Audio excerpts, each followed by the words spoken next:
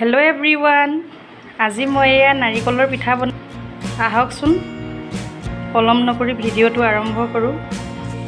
প্ৰথমে মই এয়া নাৰিকলখিনি ভালদৰে ৰুকি ল'লোঁ। এতিয়া গেছৰ ওপৰত মই এখন এয়া পেন পাতি দিছোঁ।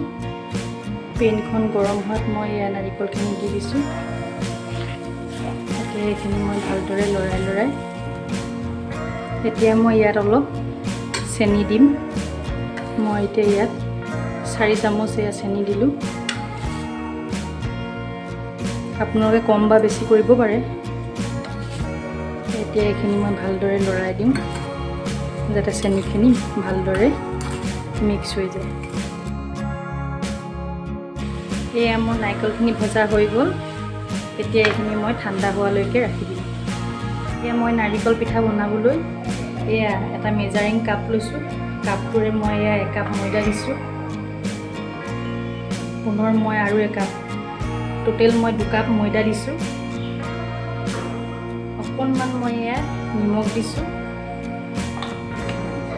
আৰু সেই একেটা কাপেৰে মই আধা কাপ ৰিফাইন দিছোঁ। টোটেল মই 2 কাপ ময়দা ল'লোঁ। 2 কাপ ময়দাত মই এয়া আধা কাপ ৰিফাইন দিছোঁ। এতিয়া এইখিনি মই ভালদৰে মিক্স কৰি লওঁ।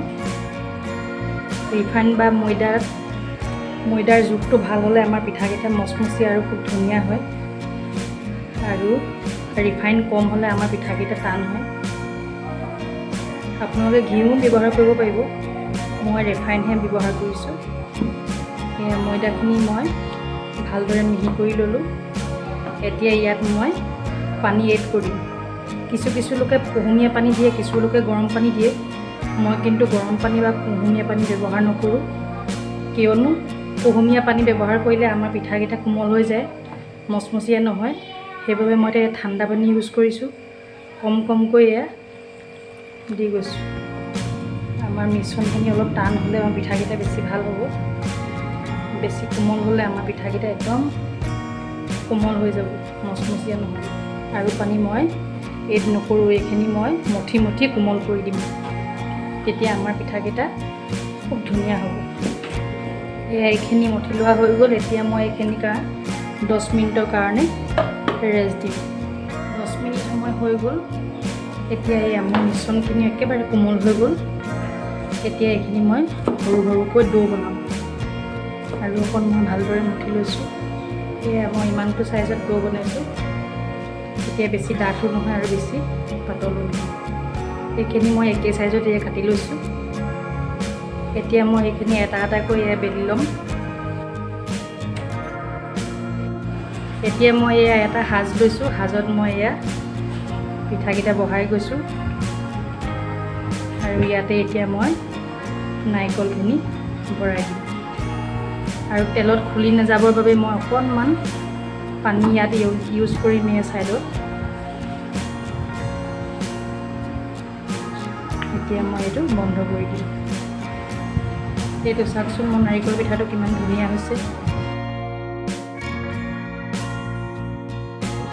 এয়া মোৰ পিঠাখিনি বনোৱা হৈ গ'ল। এতিয়া এইখিনি মই ভাজিম। ভাজিবৰ বাবে মই এয়া গেছৰ ওপৰত এখন কেৰাহী পাতি দিছোঁ। কেৰাহীখন গৰম হোৱাত মই এয়া অলপ ৰিফাইন দি দিছোঁ। তেলখিনি গৰম হৈ গ'ল। এতিয়া মই গেছটো মিডিয়াম ফ্লেমত ৰাখি দিম আৰু কম জুইত এইখিনি মই এটাকৈ ভাজি যাম।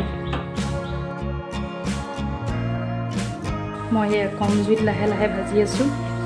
বেছি জুইত দি দিলে বেছি আমাৰ কি হ'ব, ৰঙা হৈ যাব। পাছত আমাৰ মচমচীয়াটো নাথাকে। এয়া মোৰ পিঠাকেইটা ভজা হৈ গ'ল। এতিয়া এইখিনি মই নমাই দিম। এয়া মোৰ নাৰিকলৰ পিঠাখিনি খাবৰ বাবে ৰেডি হৈ গ'ল। চাওকচোন দেখাত কি সুন্দৰ লাগিছে, খাবলৈ খুব মজা হৈছে। আপোনালোকে এবাৰ ট্ৰাই কৰি চাবচোন। যদি মোৰ ভিডিঅ'টো ভাল লাগে লাইক শ্বেয়াৰ কমেণ্ট কৰিব। প্লিজ ছাবস্ক্ৰাইব কৰিব।